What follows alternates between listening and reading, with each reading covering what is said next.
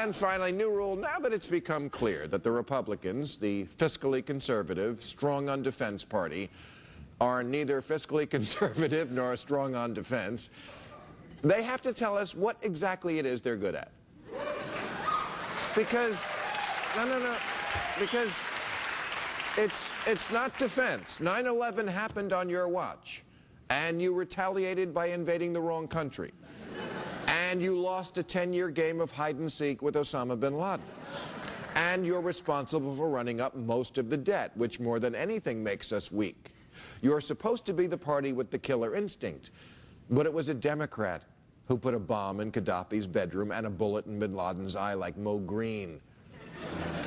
Raising the question, how many Muslims does a black guy have to kill in one weekend before crackers climb down off his ass? So let's... Oh my God.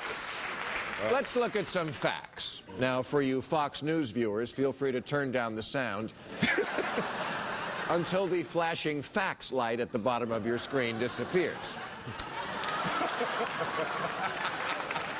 When Bill Clinton left office in 2001, the Congressional Budget Office predicted that by the end of the decade, we would have paid off the entire debt and have a $2 trillion surplus. Instead, we have a $10.5 trillion public debt, and the difference in those two numbers is mostly because the Republicans put tax cuts for the rich, free drugs for the elderly, and 2 wars on the layaway plan, and then bailed on the check.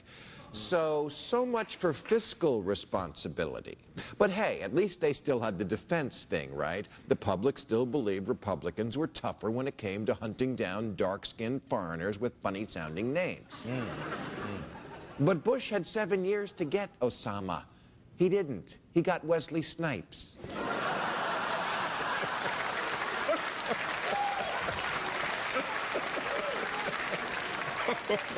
Only 6 months after 9/11, Bush said he didn't spend that much time on bin Laden, that he was no longer concerned about him, just as he wasn't before 9/11, when he blew off that mysterious, inscrutable memo entitled, "Bin Laden Determined to Attack Inside the U.S."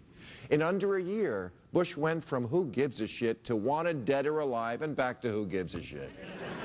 Why focus on the terrorist who reduced Wall Street to rubble when you can help Wall Street reduce the whole country to rubble? In 2008,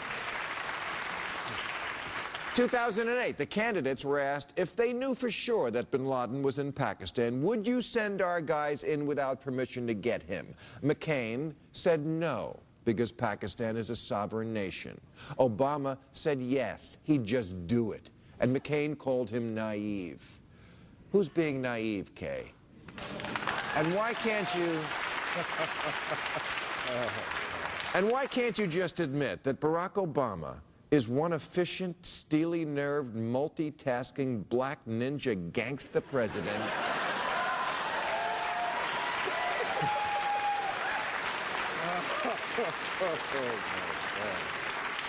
In 1 week, he produced his birth certificate, comforted disaster victims, swung by Florida to say hey to Gabby Giffords, did stand-up at the correspondence dinner, and then personally rappelled into bin Laden's lair and put a Chinese star through his throat without waking up any of his 13 wives. That's how it went down. I saw it on MSNBC. Look. 30% of this country will always vote Republican. I'm just asking why. Yes, paranoia, greed, and racism are fun, but it's like when you see someone driving a Mercury. You think,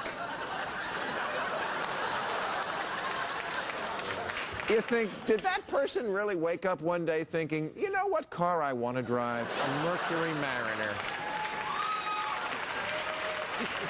No. No, you assume he knows someone who sells them, or he was molested by a Kia dealer as a child. And I know this all sounds like harsh truth, but Republicans are supposed to be the party of harsh truths, like there's no such thing as a free lunch. And speaking of lunch, I think Obama just ate yours.